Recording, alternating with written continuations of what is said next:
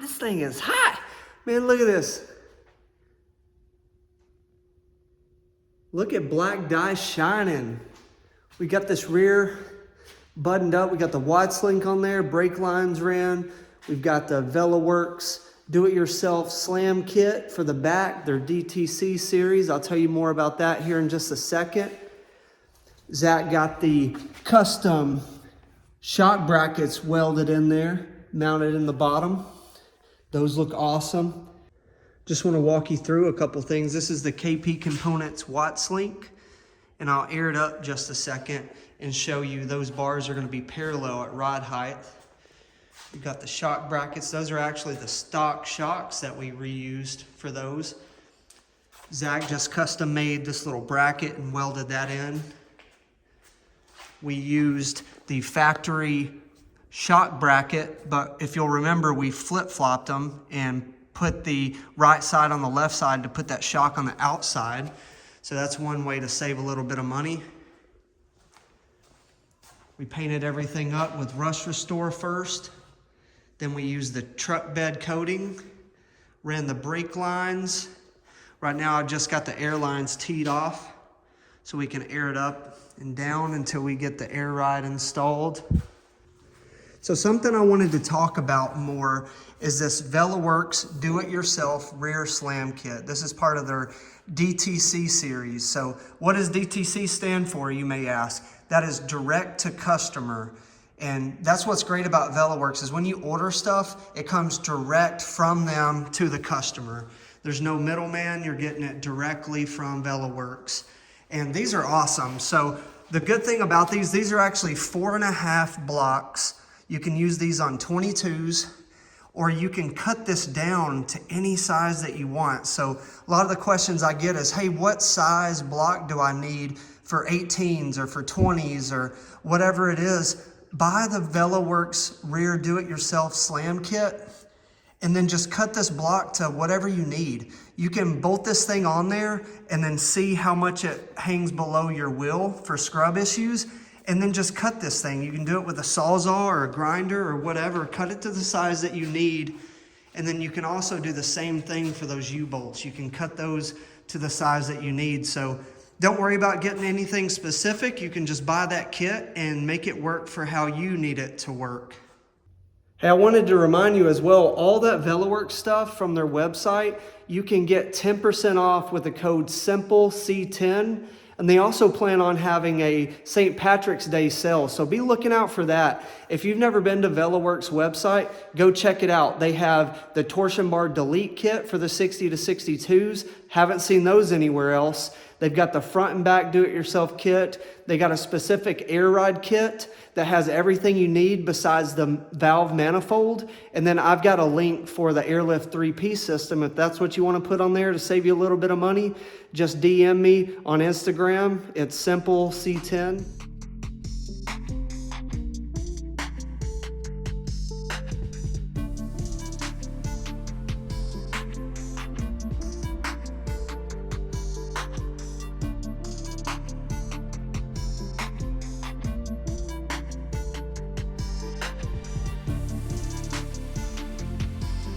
All right, so we got the bridge welded in, and now we're getting ready to finish up the KP Components Watts link. Then we're gonna run some brake lines, get our electrical on the other side of the frame all buttoned up, and this rear is gonna be super close to being finished. We're gonna show you how we weld in that Velaworks do-it-yourself slam kit, the DTC series. So I'm gonna be talking a lot about that. And soon, we're gonna go ahead and paint those transport wheels that everybody's been wanting to see how we paint those up. So I'm excited about that, but continue on, see the progress, get excited about it. We definitely are. So thanks for watching. If you're watching this and you haven't subscribed yet, hit that subscribe button and continue on and see how this build unfolds. So before we get started, I'm gonna do just a walkthrough of what's been going on so far. So we started out by installing this KP Components step notch. That's a fully bolt-in step notch. I've done that on a few of my trucks. And then we welded in this bridge right here. We've got the bags mounted directly to the frame. That saves us a little bit more of a drop there. And then we have the Velaworks Do-It-Yourself Slam Kit, the DTC series, on the back here. We're gonna go ahead and weld that in place here in a minute. We just kind of got it mocked up right now. But once we get that where we want it, we're gonna weld the bottom to the trailing arms. That way everything is secure. You can see the KP Components Watts link here. And it's a simple install. It just bolts into the back of the rear end. And then there's a bar that goes here and mounts to both sides of the frame. So we're gonna get that installed. Then we're gonna run our brake lines on our rear end, run those over the rear end to both sides, and then connect those down the frame rail. We're gonna get these emergency brake cables bolted into the trailing arms. And then once that's done, the back is pretty much done as far as the metal work. And what we'll need to do then, we're gonna go ahead and paint the transport wheels that we have, the 22s. So we're getting ready in a future video to paint these transport wheels, get those looking nice, install the caps, the cap clips, all the stuff that you need to know to do that. And then install these tires. These are Lionheart 255/30/22. So those are just from eBay. They're about $450 for the 4. The only place you can really find these transport wheels, you can find them on eBay, but if you can get on Facebook Marketplace and look for some, that's usually the best place. You can get them for $500 or $600 for the set. If you go on eBay or something like that, usually they're gonna be a little bit more expensive and you're gonna have to pay shipping or anything like that. So if you can find them local, you'll save some money.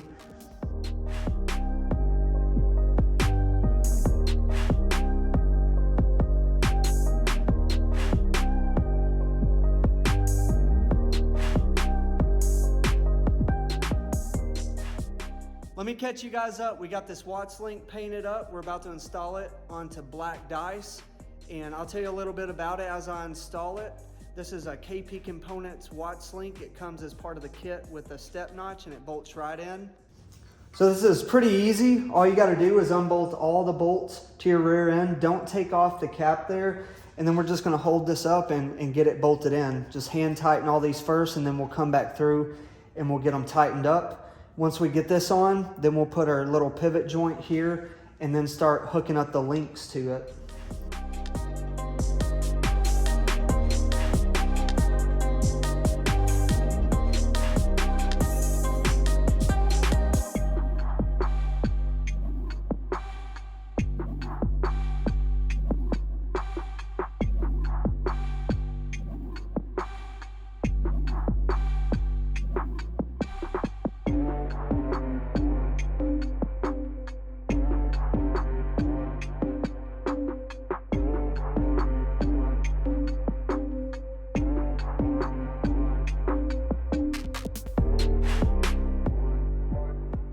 So we've got the main part of the Watts link installed to the rear end. Now it asks us to put this bushing into this part right here. So let's go ahead and do that.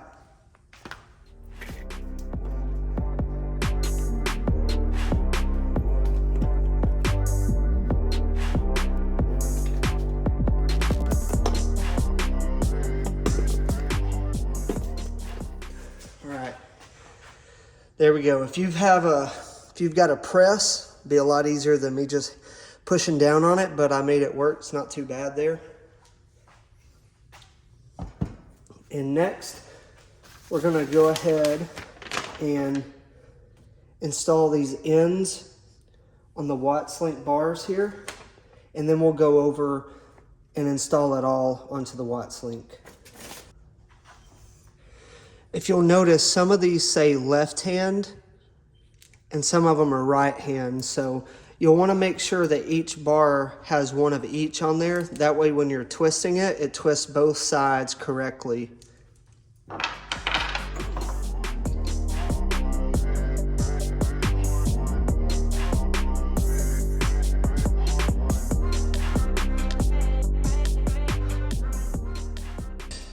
Now we're we're just gonna take one of these, we're gonna screw one of each color on to the bars.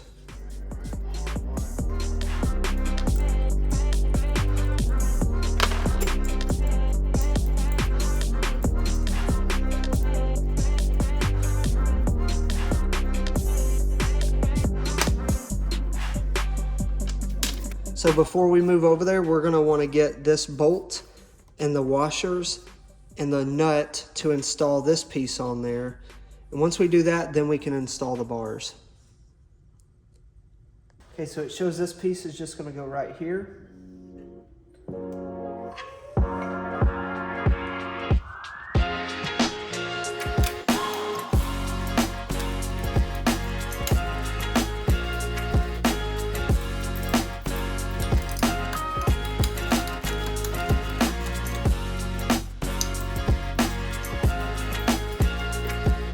So the next step is installing this bracket onto the side of the frame. We're gonna do that just with some bolts, washers, and nuts.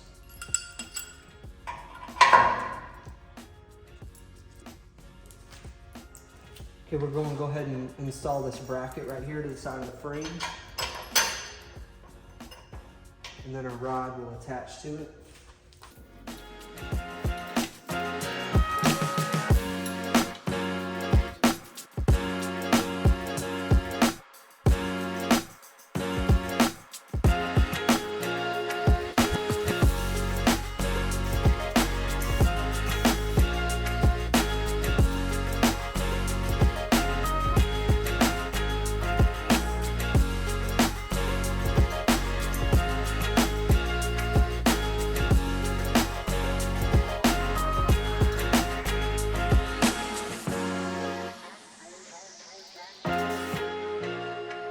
We had to swap out one of the brackets that came on the right side with another part. So we're gonna wait. We'll leave that exactly how it is, and when the other part comes, we'll finish it up. We got the bridge painted. Rear end is getting really close to being done. So now what I wanna do is go ahead and let's run our brake line back around the rear end. The hose piece that came off of it is still in really good shape, so we're gonna use that. And what we're gonna do is just hook that in, and we can come up with our own little mounting system here. Usually I use just a clamp that has the rubber on it to clamp that down. And then we have to run this around and figure out how we want to mount this, either with a clamp or, you know, weld in, tack in a piece that'll hold it. A lot of different options to hold your brake line to the rear end. So let's do that.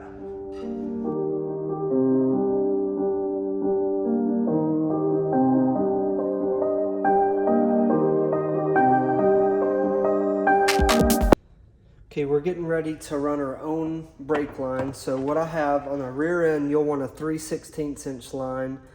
That is just typical, that's stock. So what I like to use is this tool right here. So this is specific to a 3/16, and you'll enter this in through the back side, and this is a little stop. So you'll put that in there, put the line, and it'll tell you exactly where it needs to be. And then you'll take this out.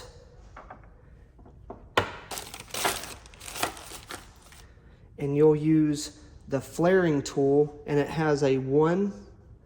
That's what you do first. You'll put that down onto the line, you'll clamp it down, then loosen it,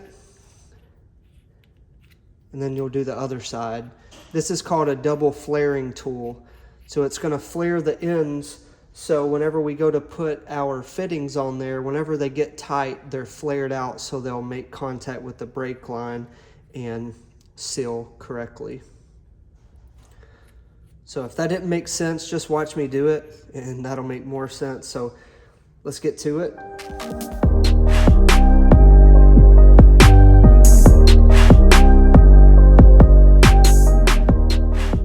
So you'll always want to start with a fresh end.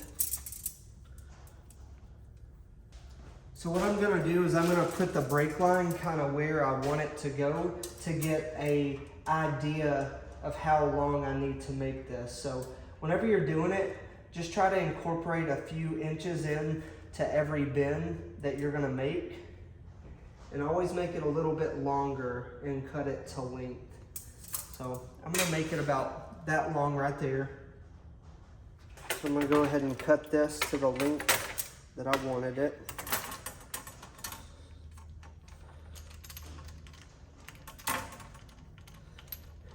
And you don't want to tighten this cutter up too much, just like a quarter of a turn every time. Because if you do it too fast, it's going to bend the line. It's going to put a crease in it, and then the brake fluid is not going to flow through it, and it's not going to flare correctly.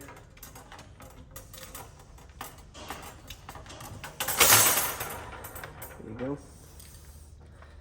Now I don't have a burring tool, which is just a tool to kind of knock the edges off. On this kind of line, I just use my hand a little bit there. It feels pretty smooth. All right, so we're gonna put our line, just put it in here.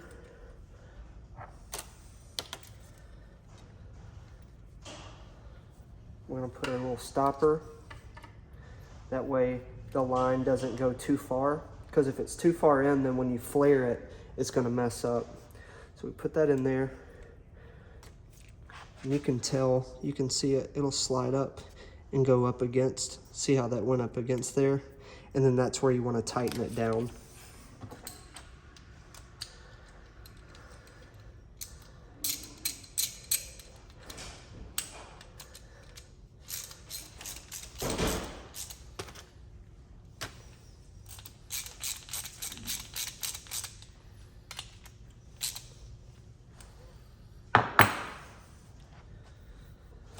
Just like that, make sure it's tight. Pull out the stopper.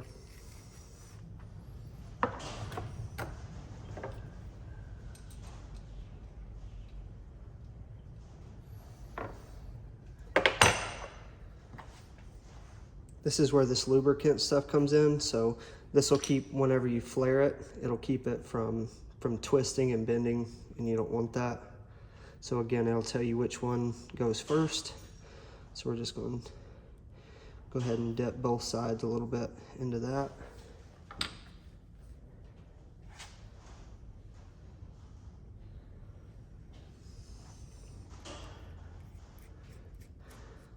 Just put it in there till you get finger tight. Then we'll just clamp down.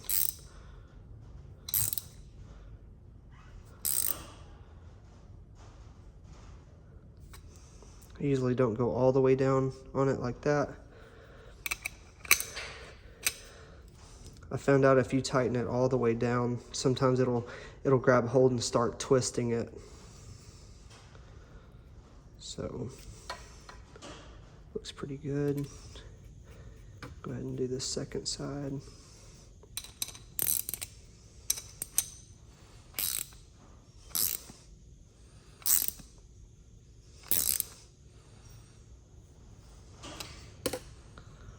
That.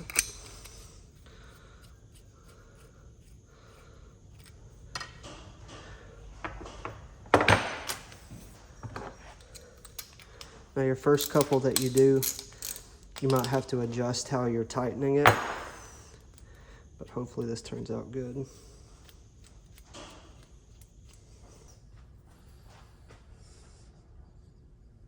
That's what you want right there. It's a good bend. So before we bend this line any, we want to slip the fitting on the line, because if you make your bends, then it's going to be hard to get this on there. Remember, the thread goes toward this because that's how it's going to tighten down.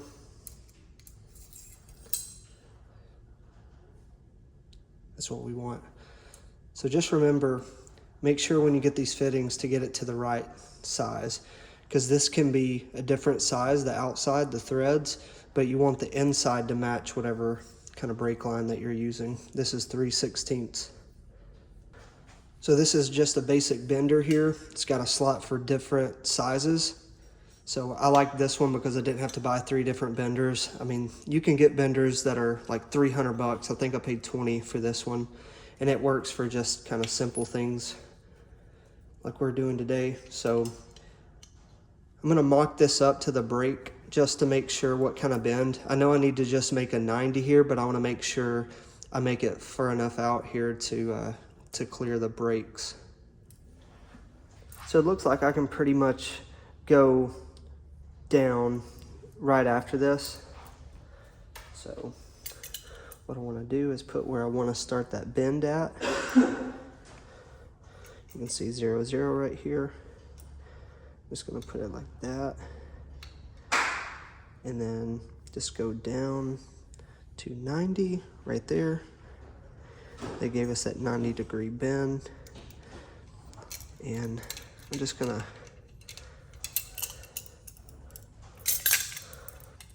so after the 90, there's not much of a drop down before it goes to the rear end. So I'd like to do just another 90 as close as I can get to the edge here. A little tricky right there. Do another 90 right there. Let's see what we got. Looks pretty good.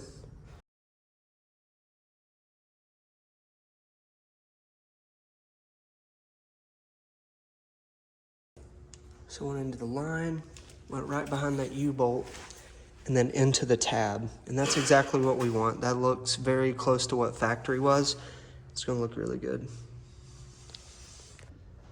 Next right here, I'm gonna have to make a bend to go into this line and then run it up across. I'm gonna leave all my length and I'm gonna put this fitting first with that bend, get that going, and then go around and then cut it to size. All right, we got the brake lines on. We bled them. Everything looks legit.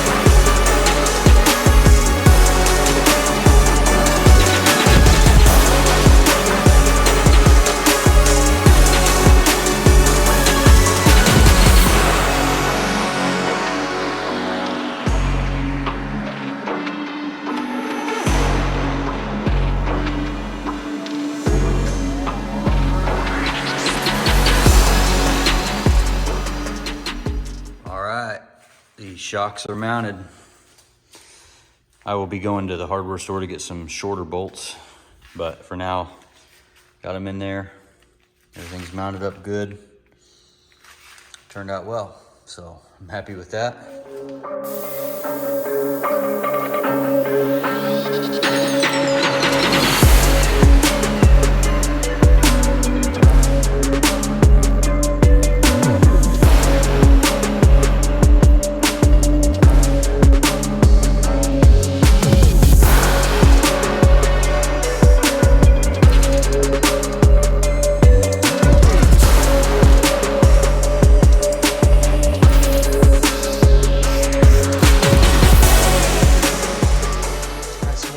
This Watts link to ride height, all you're going to do is measure from the notch to the inside of the wheel, or wherever you want to measure. Some people measure here, just wherever you can get a good measurement, and make sure this gap at ride height is the same.